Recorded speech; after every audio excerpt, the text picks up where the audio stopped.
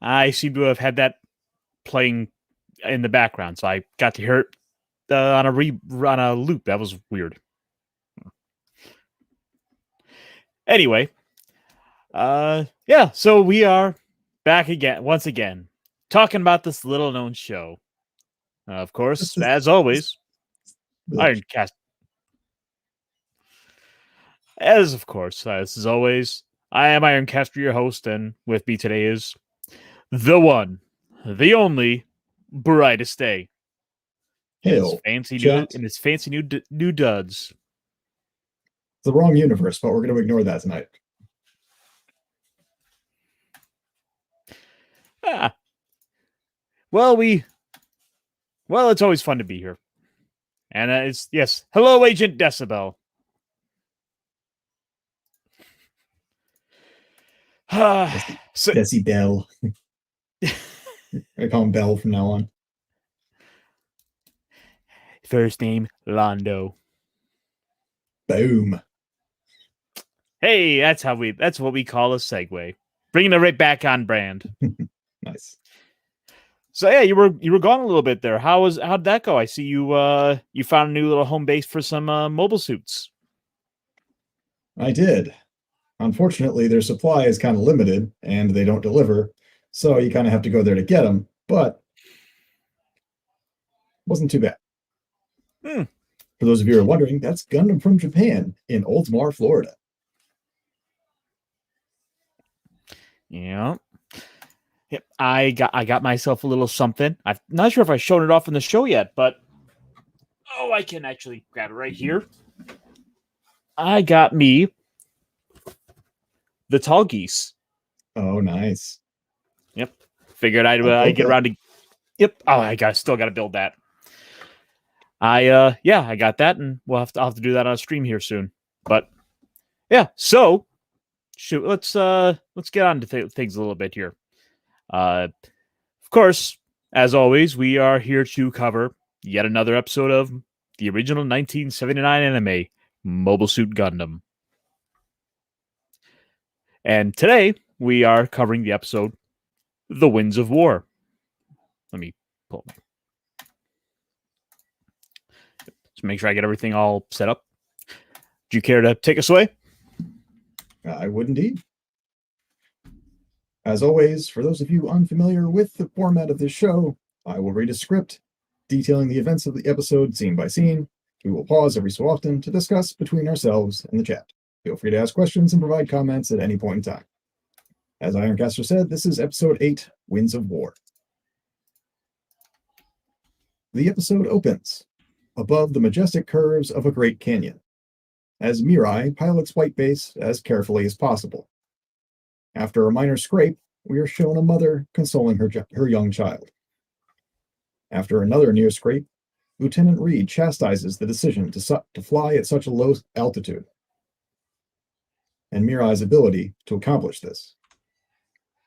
As the DOP squadron reports back to Garma, Char advises him on the defensive tactics White Base is utilizing, and to organize an attack further ahead. So, kind of starting out pretty early here in the episode, I do like this shot here where where Amuro's looking on at the mother and child as he's reflecting on his own parental issues. His mother we've not seen a whole lot of, but we at least know that she's not been around a whole lot, and it shows that he has more than just his father issues. Yeah, it's stated in previous episodes that he has no idea where she actually is. She's somewhere on Earth. So the whereabouts of his parents, both of them at this time, are just kind of up in the air. Yeah, it's one of those unfortunate things. He's had effectively two working parents. One is kind of gone off who knows where, having not been seen for so very long, and the other one was busy with military stuff, so he's hardly at home, which wasn't exactly good for Amuro's childhood and growing up. Yeah, and I think that's a common condition among most of the occupants of the ship, both crew and civilian alike, is a lack of one or both parents. So we have a ship full of orphans. Oh yeah, we saw what happened with Frau Bo's mother was at least there, was Yeah. and her grandfather too, but there was never any mention of a father. Right. And she, of course, is the surrogate mother in this scenario to the group of orphans that are caricatures that follow her around.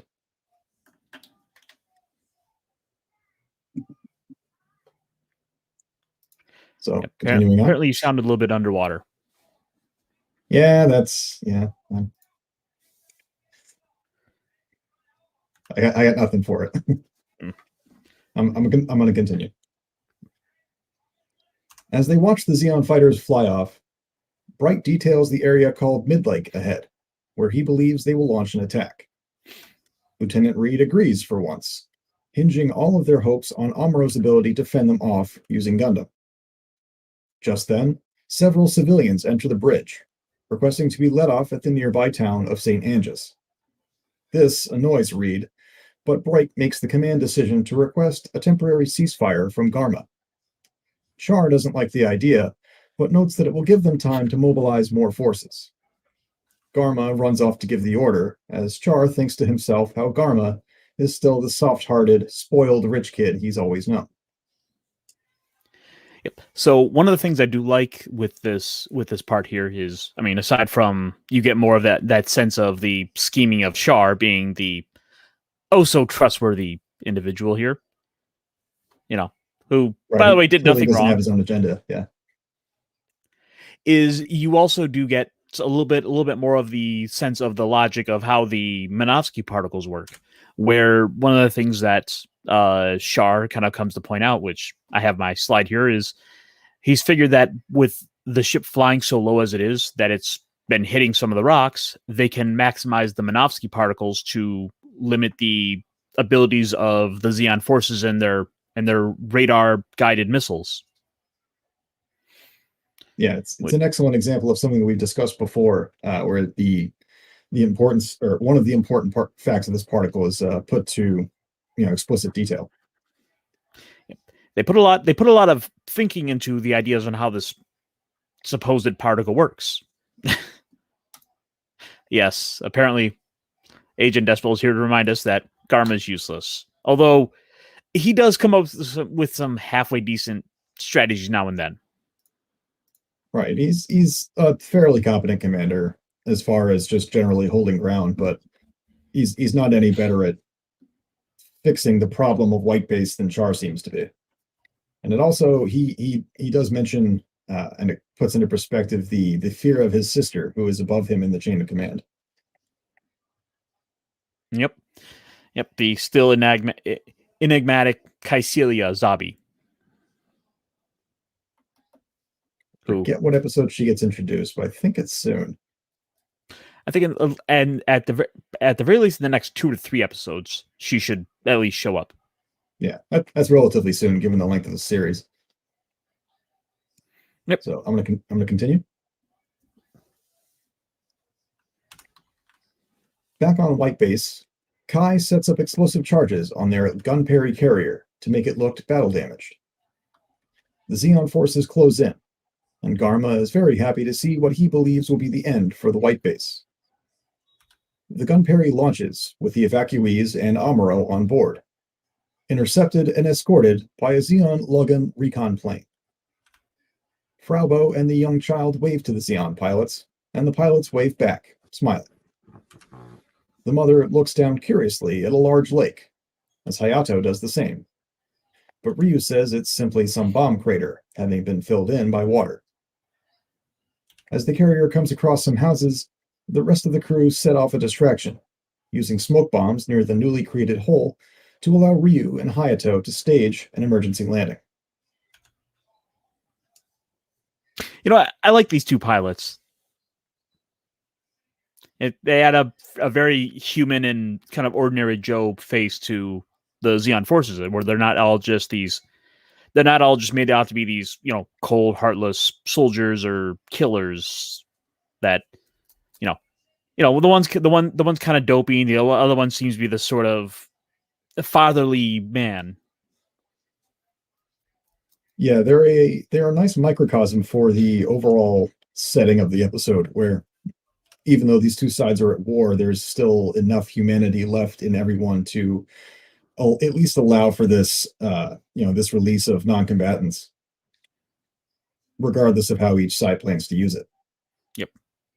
And of course, this was all part of some other plan where they made it look like they've been hurt by the combat. Which is funny because I don't remember seeing the gun parry in any previous episode. I think this might have been the only time it's been shown so far. Yeah, so it's kind of funny how they bought it, but hey, we got a new toy out of it at least. Yes, and that is largely the point of showing it at all, and it's not the only thing that gets that treatment. Mm-hmm. If we can make a toy of it, put it in the episode. Yes. So here we see the distraction being deployed, smoke bombs.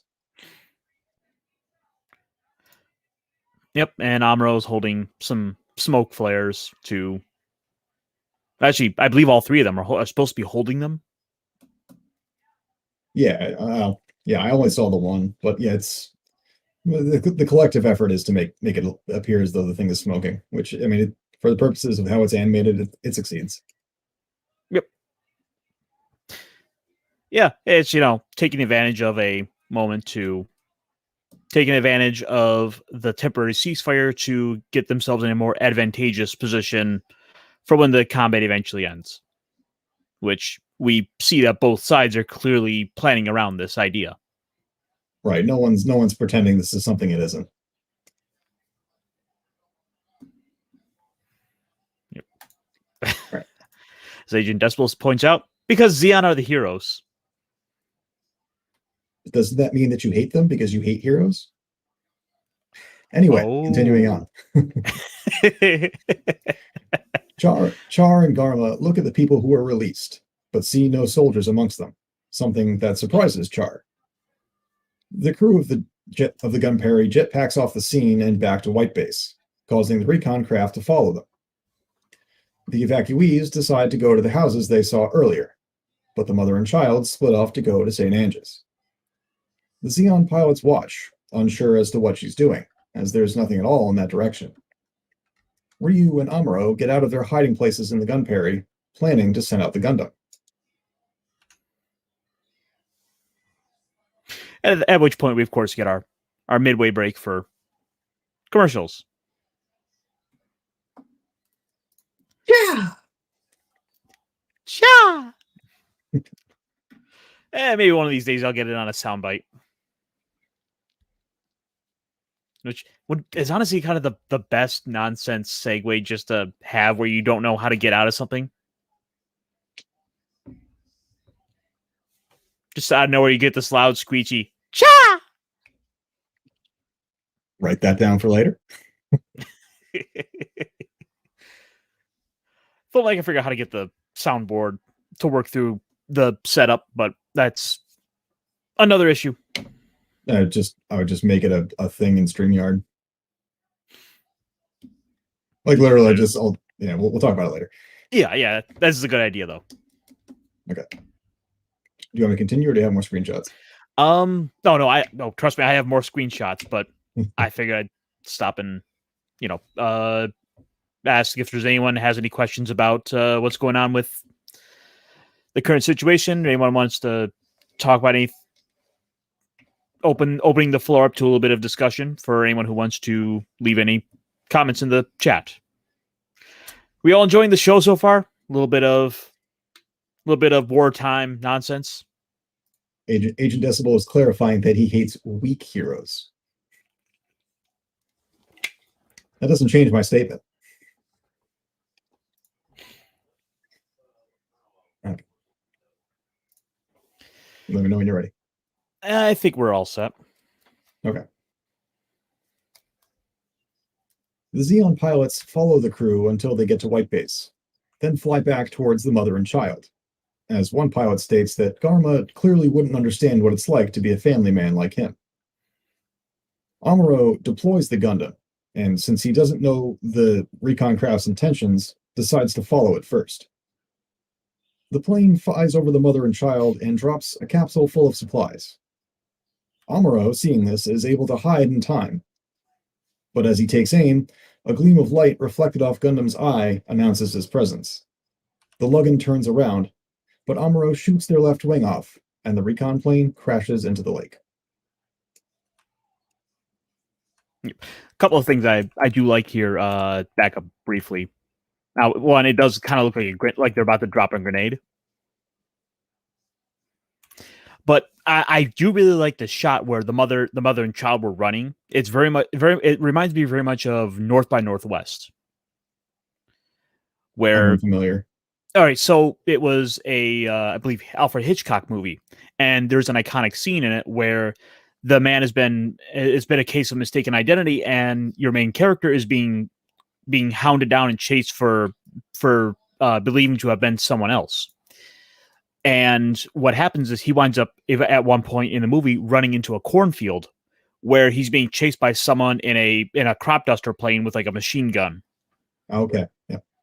It's one of those like kind of iconic moments in a movie that even if you haven't seen the movie, you'd probably be able to recognize it from that cultural zeitgeist that gets brought up. And considering that movie came out in the late 50s, I can't help but wonder if it's not just a similar idea. Yeah, I would imagine. And this probably is another callback to either World War I or World War II, where you probably have had some scenarios where fleeing soldiers or civilians are being pursued by some kind of attack craft. Not that I can point to a specific example in history, but it probably is not outside the realm of possibility. Also, I still like this guy. He's just kind of a good man who's trying to help out some civilians. Yeah, this is a nice tender moment that kind of levels off some of the tension that goes around this entire scenario. And as Agent Decibel is probably enjoying the fact that the opposing force is made to be humanized. What, you mean the humans are acting human? Human? No, you did. Yeah, sure, that. No. I've been taught to treat them all like they're inhuman monsters. Yeah, no. So like I said before, these two in this little scenario is a nice microcosm for the entire episode. Yep. Yeah, I mean, actually, there is a lot to sort of unpack here. It's the sheer fact that they were trying to go back to just to make sure that woman's okay, then led to Amuro deciding, no, I have to take them out. Yeah, which brings it back into the war. Right. The entire confusion around the scenario causes him to follow them in defiance of what the mission orders were, and kind of leads to this whole scenario that we find ourselves in coming up.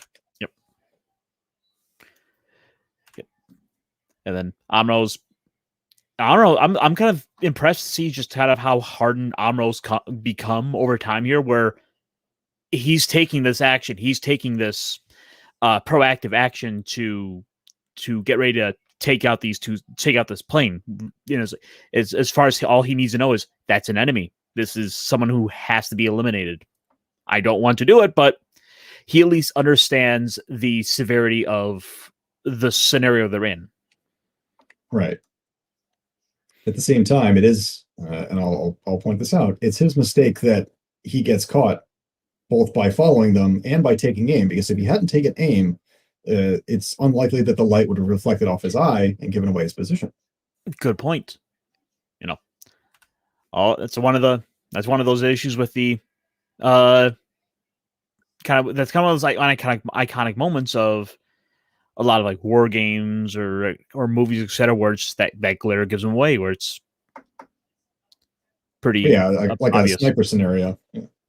Also, I never really noticed before, but the how the Xeon ships here have the guns on the ends of the wings. Yeah, that's interesting. And then, or well, I think it's just this one because this is a recon fighter. You know, it's a recon craft. It's not specifically a fighter plane, which is why it has those two giant radomes up there. But yeah, it does look like it has some defensive or at least strafing weapons. Which seems kind of interesting that I would have to basically do a big, wide, spanning 360 arc to be able to use those. Yeah, I'm not sure how you would use that tactically. And it could be that there are those 4 ports on the conning tower there. Those are probably some missile launchers or something. They look like some kind of exit tube. Might be, because I think at one point we do see this fire. So it might actually be what that's for. Yeah. So working in submarine construction, usually when there's an exit tube on a curved surface, you have that kind of taper down where the hull of the ship is tapering down, but the tube is firing at an angle that's at some degree to the ship's axis. So that's the shape that you get when you have an exit tube cutting through a convex surface like that. Well, I didn't really know about that. That's interesting. Yeah, so again, this is very specific to submarines, but how submarines have like a bullet shaped nose and it looks flat off. It's because the cover for that kind of rotates and it's shaped to match the hull, but when it's out of the way, you wind up with that same shape. Okay.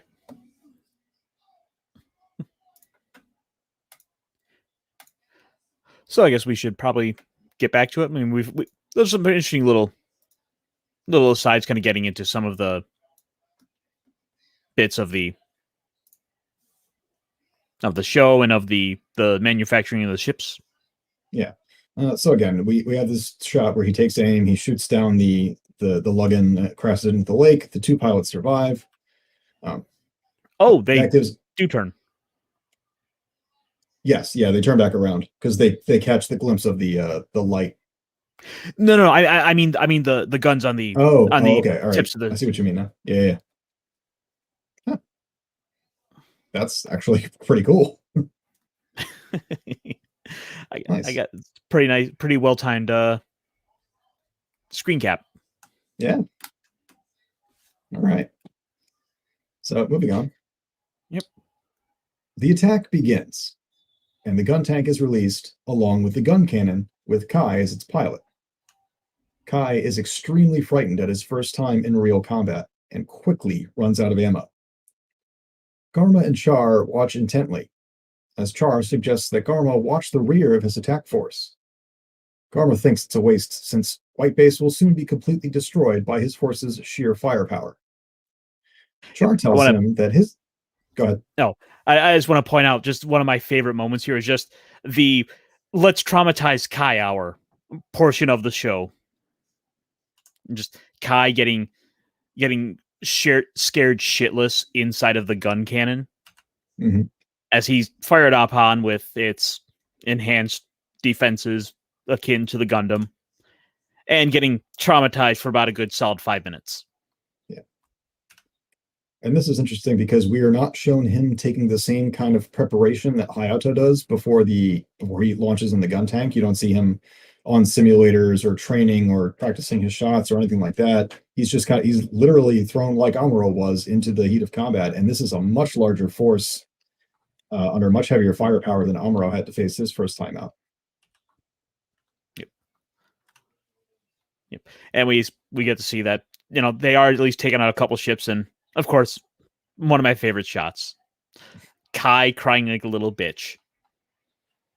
Yeah, Kai finally gets his due comeuppance in this episode, both just by being chastised by the rest of the crew at every given turn, every time he opens his mouth, and then this.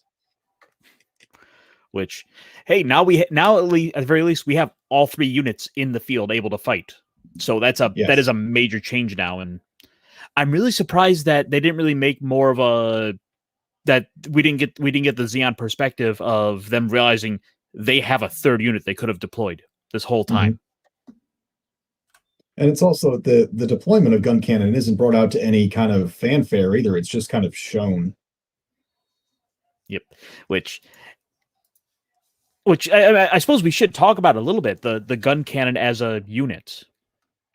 How it's supposed to be something more of a, as I see it, it should be more of a medium range unit that's good for that medium range, while the Gundam can kind of go from that medium to close range, and then you have the gun tank for the long distance aerial support or long distance support.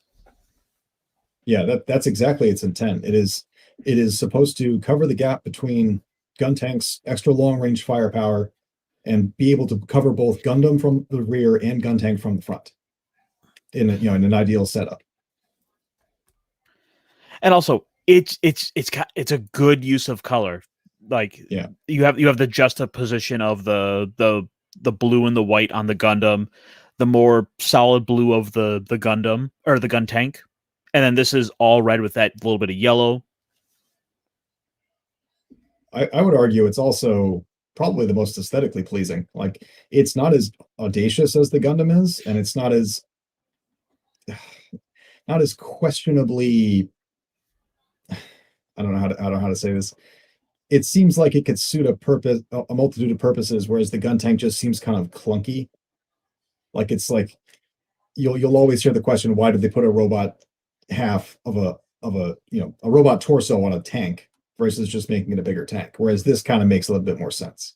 Yeah, I mean, to that you could point out that with the tanks would be good for balance because it is able to spread its weight out over a wider surface with the tank treads, as opposed to trying to put it on just 2 feet. Yeah, but at the same time, it's just a more complicated turret TAF where they still have main battle tanks in the Federation and the Xeon armies. They're just, they're smaller, obviously. Yeah. So if you're going to go ahead and make a giant tank tread, you're basically just making a giant tank anyway. Yeah. Yeah, I mean, also, yes. Well, I mean, that's what I'm here for, Agent. I'm supposed to be the Xeon representative. But, I do kind of find it interesting that for being in the medium range units and having the shoulder cannons, it doesn't need the second pilot like the gun tank does. Right. It also doesn't have the same kind of having multiple pilots allows each pilot greater concentration. That's the advantage you get with a 2-pilot setup like that, is that one pilot can concentrate on, and that's how tank crews operate anyway. You have a driver and you have several gunners and a commander. It's a very weird and unique setup when compared to the other two, but it works. It's believable, at least in this scenario. Also, it was made to sell toys, so yeah, that too. All right, continuing on. Just had to finish a thought. Okay. We see him also, and as he freaks out, he's shooting wildly and not getting very accurate. And then, of course, he ran out and probably peed his pants. Oh, definitely.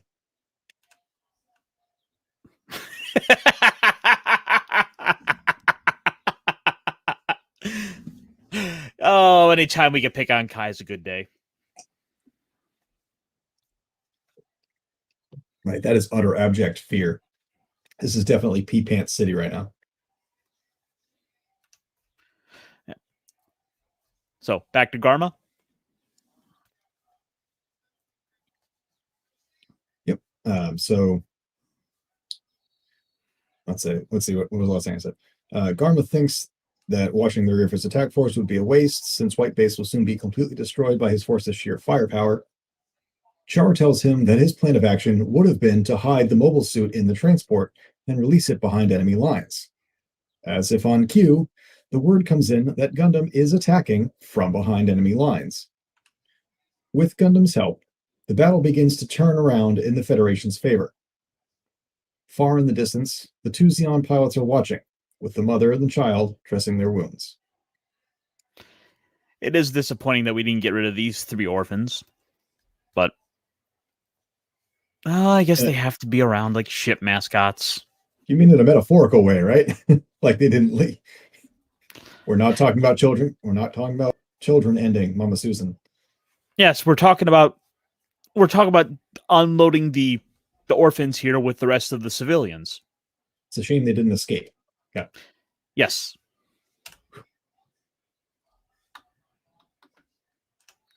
What I found was interesting is that there's this almost immediate shift from day to night as the attack begins. Like there's no, like just all of a sudden that we're at night.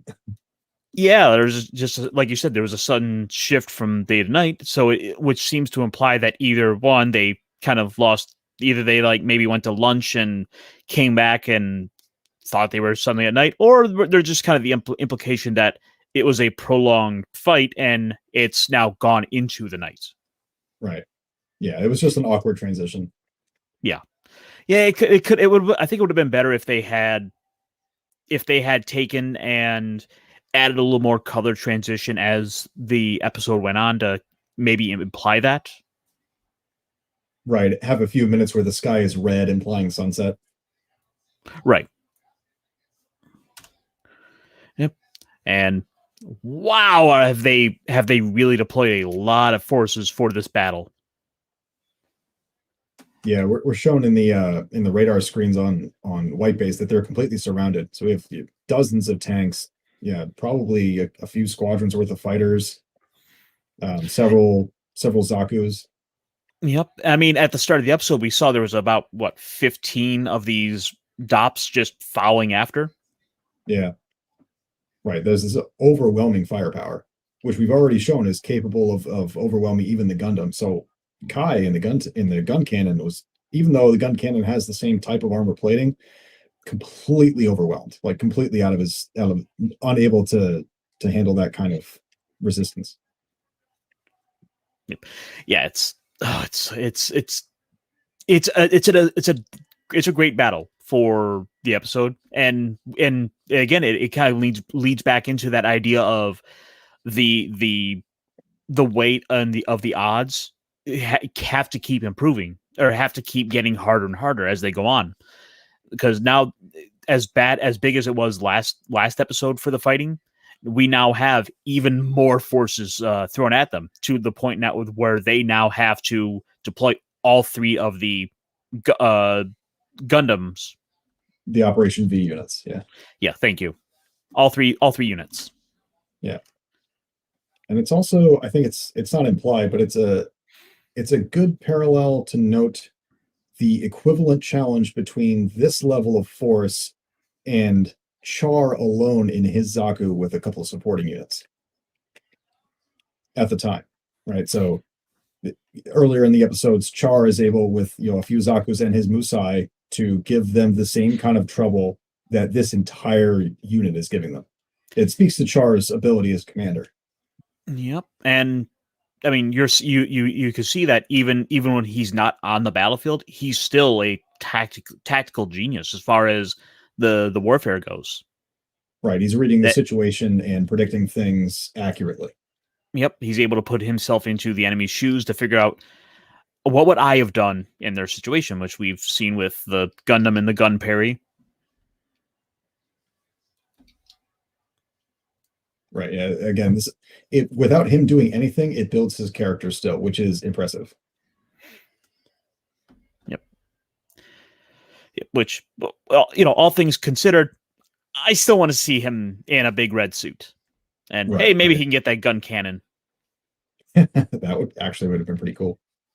Yeah, that's what I would have done. All right. So I'm going to continue on. I think so. Okay. A unit of Zaku's begins moving in, outnumbering Amuro. One comes up behind him on a cliff, but Kai pushes that unit to the ground below. A relieved Amuro takes out the last Zaku, which began fleeing after seeing both mobile suits. As the reports and panic screams reach Garma at his command center, he freezes, watching in horror. He doesn't know how he can possibly convey this disaster to his sister, but Char calms him down, saying he'll go with him next time. Yeah, so we got to see just how brutal this fight is. And you have units, the Zaku here just running in abject terror of the White Devil, who doesn't get very far. Right. And we see a continuation of tactics and maneuvers that he's used before, which shows not only his own experience, but the Gundam's learning computer at work, as he specifically with the beam saber aims to avoid reactors so he doesn't have this catastrophic explosion. That's something he learned early on and hasn't repeated since. Yeah, you're right. We haven't gotten any more big booms out of it, which, to Amo's credit for having, as you said, learned from this and not repeated it.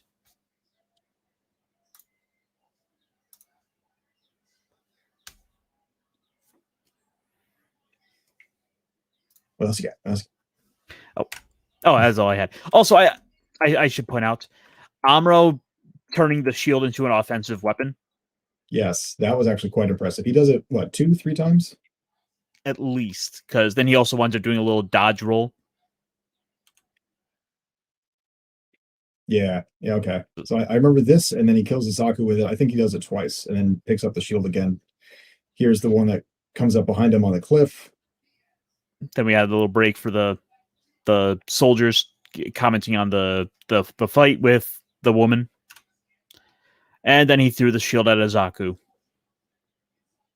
Also not causing the reactor to explode. Yeah. It's kind of weird. I think it's because he came at it from the front.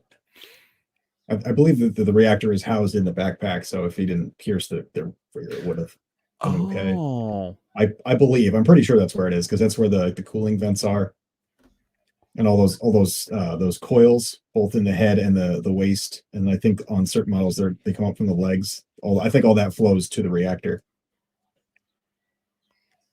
That would make sense. Yeah. Yep. Also, it was we got another really cool shot of something that wasn't some recycled animation of the Zaku's sliding down the cliff. Yeah. Which is even more impressive when you consider how tall these suits are. Oh, yeah. That they were able to figure that out and manage to stop from just falling on their faces like Kai in the gun cannon. Yeah. And yeah, here's Kai shoving that last Zaku off a cliff.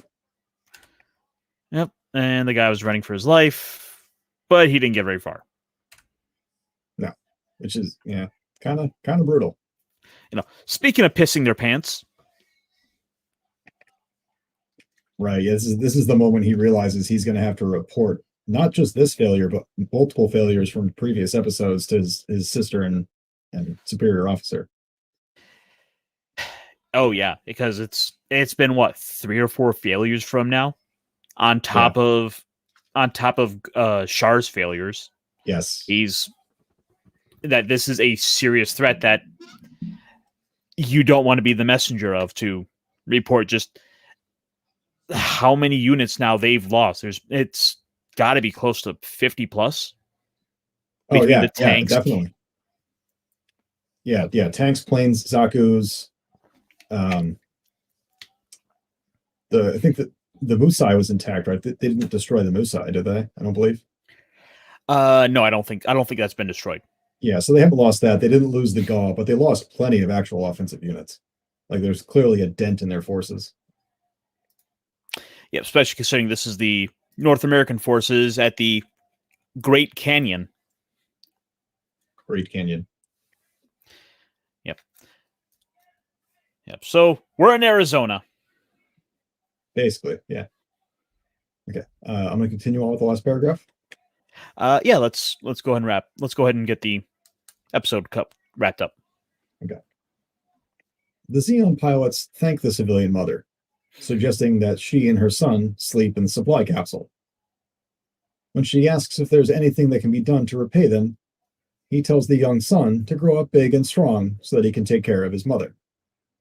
They walk away, but then turn around and tell the mother that the wasteland that they're standing in used to be the town of St. Angus, suggesting that they go back with the other civilians. They walk back to their fellow soldiers, and the mother stays there, crying. From high above, Amuro looks out the window, wondering what became of them. And there we close. Mm-hmm. Yeah, it's a bit of a sad story for the mother who she wanted to take her child home to the father to his father's childhood home, and only to realize that entire time they were standing in it all along. Yeah, and it's alluded to early, but it's not explicitly called out until the end because you have you have Bright in the opening sequence call this area Midlake. So it's early on implied that this was an existing thing, but then you have Ryu state later on that this is just a bomb crater. And intelligent people would probably have put two and two together that this bomb landed wherever this town was that she's looking for. And then it's just laid out explicitly at the end. Yeah, in some of the previous episodes, you've seen the Xeon headquarters was set up in what was a destroyed town as well. So there has been a lot of heavy fighting in this area, and Yeah, really this region. yeah, it's just the fact that it's left as background detail until it's needed to lay out that emotional moment is good storytelling. Yep. Oh, and of course, hey, we never really do find out what happens with them again, but that the story of that woman and her son is done, is really Right. complete. Yes. And that's okay. I mean, unless they had some reason to bring those characters back, which I couldn't think of one off the top of my head, then it's good to have that self-contained story, which is basically what this episode is. It's another attack on the white base, but we wrap up the civilian arc, and then we just proceed on with the rest of the war.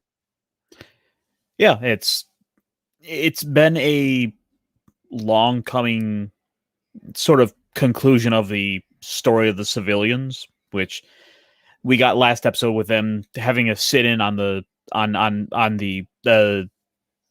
the bridge of the white base. Our very shiny and crisp looking white base that you wouldn't believe looking at it has seen combat. Right. Yeah. Yeah. It is awfully reflective. Um, you could almost say that that's, and I'm reaching really hard with this, that's an effect of the Minovsky particle clinging to the hull of the white base, but I have that's just me speculating. Yep. Whatever they made it out of, they sure made it good and strong. Yeah, I believe it's Luna titanium. Like I think that white base and all of the Operation V suits are made of that same alloy. That wouldn't surprise me. Right. I mean, Yeah, this whole thing is supposed to be special. So. yeah. Overall, it was a fairly strong episode. You getting getting you're very much a human story, kind of told from the other side, in very few scenes. I think makes this episode a bit of a gem of the series. Yeah, I think it's light compared to what happens in other episodes, but what's there is good. So if we're gonna go with our out of 10 ratings, I'm gonna give this probably a 7.5 or an 8. I think I'm probably right around. I think I'm at the same as you. Yeah, it moves it's quickly. Like there's not a lot in it. Yep, there's a lot of good advantages out of it. We got rid of the civilians. We finally got to see the gun cannon. Yeah. Garma's finally starting to lose his shit over all the losses they've had to maintain. And I really was Amuro didn't really get a whole lot of Amuro for this episode, which is kind of good. It gave you a chance to sort of see the others. Which I think this worked really well following last episode where Kai got attitude adjustment from Bright. Yeah. I'm trying to think of it. I don't think there is a focal character to this episode. I think that everyone that's represented gets a roughly equal amount of screen time, which I think is something I can't think of another episode that's done that. Usually you've had a focal character, and most of the time it's Amuro, but I think we concentrate on the civilian, the mother and child, the two Xeon pilots, Garma and Char, Amuro, and then Kai. So you have several characters that can focus in this episode. Yeah, I mean, they did put quite a bit of Kai in it, where he's blowing the charges in the ship. He's getting basically booted out, like a mother telling her child, "Go out and play and don't be back till dinner time." Right. Back when we used to do that. Back in the day. But yeah, overall, it's been a pretty solid episode. This is one of those ones I don't think a whole lot of people really talk about, and I think it's one that does deserve to be highlighted a bit more for the show. I mean, usually people tend to go for the big overall moments, but I think as far as things go, this is it's a like the strong close one. of a chapter. Yeah, thank you. Like, I would say that the close of chapter 1, if not there's a chapter, would be once they re-enter Earth. And the close of chapter 2 would be once they release the civilians. And then we're probably starting whatever chapter 3 rolls into. Which that's a good question. I think we're going to have to be looking forward to seeing what comes with the next chapters. Well, I'm not quite sure I would say that chapter 2 ends with getting rid of the civilians. They're just kind of they're more of a footnote in the story that just kind of come along for the ride. And we're just finally getting rid of them because I think it's like, it seems like we're getting kind of tired of taking care of the civilians, and we can only kind of bang that little war drum so many times before we can finally just drop them off and have Bright slap them all out the airlock. Yeah, no, I agree. I was reaching with that comment. I'm just trying to say, it was the end of some story plot, whether it be a major chapter or not. I'm just trying to see that. Go ahead. Oh, because going forward, it's now just orphans aside, it's all participants in the war on board the White Base. There is really no more civilian to hide behind. Correct. Yeah. Yeah, but at this point, the orphans are basically akin to having a company dog. Right. They're comedic relief for the few scenes they show up in. Yep. So let me do my thing real quick here, and we'll I guess wrap up the episode. Sounds good. Yep. So getting into the next episode for our previews. Amro, are you trying to seduce me? But he's not in the mood.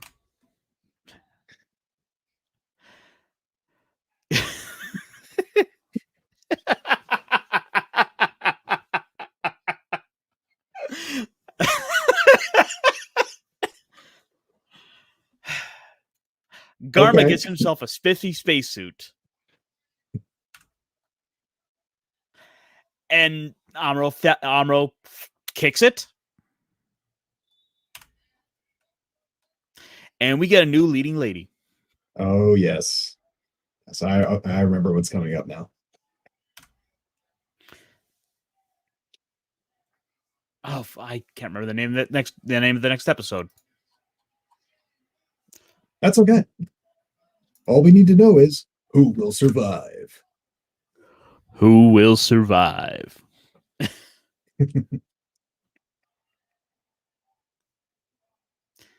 We need more badass female officers on this show, I think. And I'm looking forward to getting to the new one. So am I, honestly. It's been a long time coming, and there's a lot of good stuff to come. Yep. So I guess we should go ahead and do the little wrap up here. What have you got coming up this week? Anything special? So in little over an hour, I will have a Gundam build stream going on. I will also be covering a article from Bounding into Comics about a new toy line released from Bandai America. Thursday, I will be on Pegasus Actual Podcast, and I don't know that I have anything directly planned for the rest of the week, but we'll see how it goes.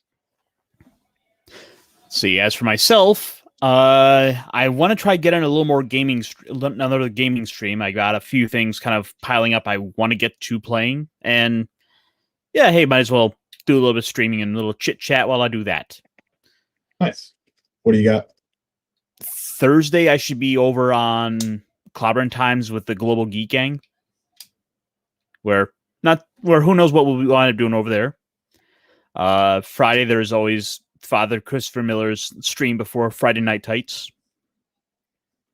And then that night, Nick Weiser will have his little comic talk. So I'll be in quite a few places during the week. Nice. Yep, and I think Sunday, Sundays I'm usually over with the Pop Culture Archivist, where for the last couple of weeks we had been doing some public domain movies and TV shows to sort of riff on and have a little fun with that. But almost like an MST3K. Yes. Very nice. Yep. Almost like that. But I've been talking with a couple people in the meantime, behind the scenes. So I might get a couple of guests coming on in the next couple weeks. I've got one planned for in about 2 weeks. I'm hoping to have on for sure. Sweet. So I'm not going to necessarily go naming any names until I can hopefully get a better confirmation as to whether or not that's happening. But yeah, I'm looking forward to bringing in a couple people to talk about some Gundam, and maybe we'll do a little general talk about the franchise and things bringing us to it. Awesome. I'm looking forward to it.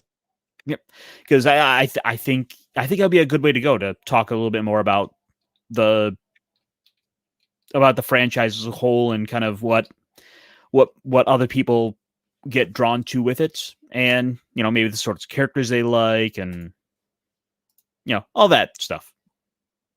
Nice.